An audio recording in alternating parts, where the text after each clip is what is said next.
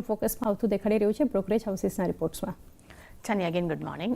Definitely હું શરૂઆત આજે ઓટો સેક્ટરથી જ કરીશ કે ઓટો કંપનીમાં ખાસ કરીને મહેન્દ્રા પર સિટીનો એક રિપોર્ટ આવ્યો છે જ્યાં અહીંયા આપણને બાય રેટિંગ્સ જોવા મળ્યા છે, પરંતુ લક્ષ્યાંક અહીંયા તેમને ઘટાડી દીધા છે. તેમને 3,340 રૂપિયા પ્રતિ શેરથી ઘટાડીને તેમને 3,180 રૂપિયા પ્રતિ શેર કર્યા છે. તેમનું માનવું છે કે એસયુવી માટે આવનારો સમય જે છે તે થોડો મુશ્કેલભર્યો રહી શકે છે, પરંતુ ટ્રેક્ટર બિઝનેસ જે છે તેમાં એક સારો એવો ગ્રોથ જોવા મળી શકે છે.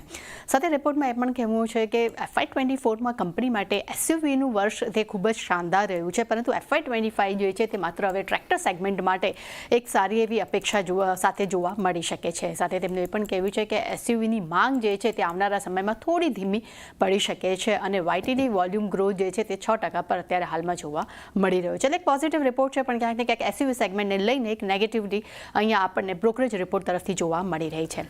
ત્યારબાદ નજર કરી લઈએ BPCL પર. અહીંયા સિટી તરફથી આપણને બાય રેટિંગ્સ જોવા મળ્યા છે. લક્ષ્યાંક તેમને 380 રૂપિયા પ્રતિ શેર કર્યા છે.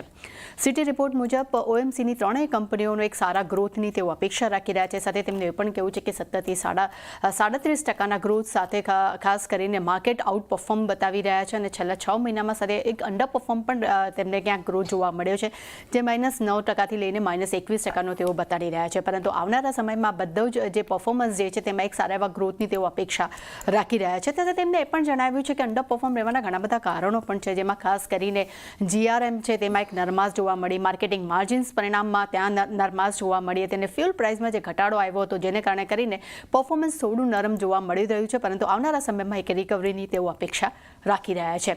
ત્યારબાદ પોલીકેપ પર UBSEનો મત જાણીશું.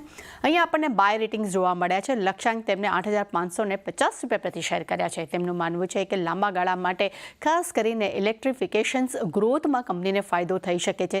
સાથે તેમનું એ પણ કહેવું છે કે બીજી કોમ્પિટિટર કંપનીઓની સામે આ કંપનીએ પોતાનું રોકાણ વધાર્યું છે, જે તેમના બિઝનેસને આવકમાં એક સારી એવી આવકના શેર્સમાં એક સારો એવો ઉછાળો આપી શકે છે. તે સાથે તેમનું એ પણ કહેવું છે કે સ્થાનિક માર્કેટ શેર્સમાં પણ કંપનીનો ઉછાળો આવ્યો છે અને એક્સપોર્ટ બિઝનેસમાં પણ કંપનીમાં એક સારો એવો ગ્રોથ જોવા મળ્યો છે. અહીંયા એક પોઝિટિવ રિપોર્ટ આપણને જોવા મળી રહ્યા છે. ત્યારબાદ KEI ઇન્ડસ્ટ્રીઝ પર UBSEનો રિપોર્ટ જોઈએ. અહીંયા આપણને બાય રેટિંગ્સ તેમને યથાવત રાખ્યા છે. લક્ષ્યાંકના ફ્રન્ટ પર નજર કરશો તો તેમને 6,150 રૂપિયા પ્રતિ શેર કર્યા છે. તેમનું માનવું છે કે કેબલ્સ અને વાયર સેગમેન્ટમાં કંપનીનો સતત ગ્રોથ જોવા મળી રહે છે.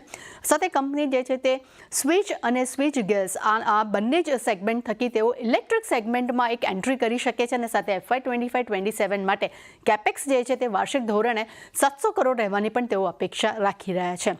અને છેલ્લા બ્રોકરેજ રિપોર્ટ પર નજર કરીએ તો ટીટાગઢ રેલ પર મોર્ગન સ્ટેનલી તરફથી અહીંયા આપણને ઓવરવેટ રેટિંગ જોવા મળ્યા છે.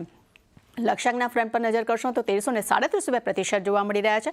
તેમનું માનવું છે કે ભારતીય રેલવેને કરંટ યર FY25 સુધીમાં 90,000 વેગન્સ ખરીદવાની તેઓ યોજના બનાવી રહ્યા છે. સાથે કંપની કોચ માટે ખાસ કરીને વ્હીલ્સ છે અને સબ કમ્પોનેન્ટ્સ છે તેના પર વધુ ફોકસ આપી રહી છે અને કંપની એટલું જ નહીં, મેન્યુફેક્ચરિંગ ક્ષમતા પણ વધારી રહી છે અને કંપની તેના પર વધુ ફોકસ આપી રહી છે. એટલે ઓવરઓલ ચાને એમ જોઈ શકાય છે કે આજે ટીટાગઢ રેલ છે, પોલીકેપ છે, આ બધા જ એક બ્રોકરેજ રિપોર્ટ છે જેના પર આજે ખાસ નજર રહેશે.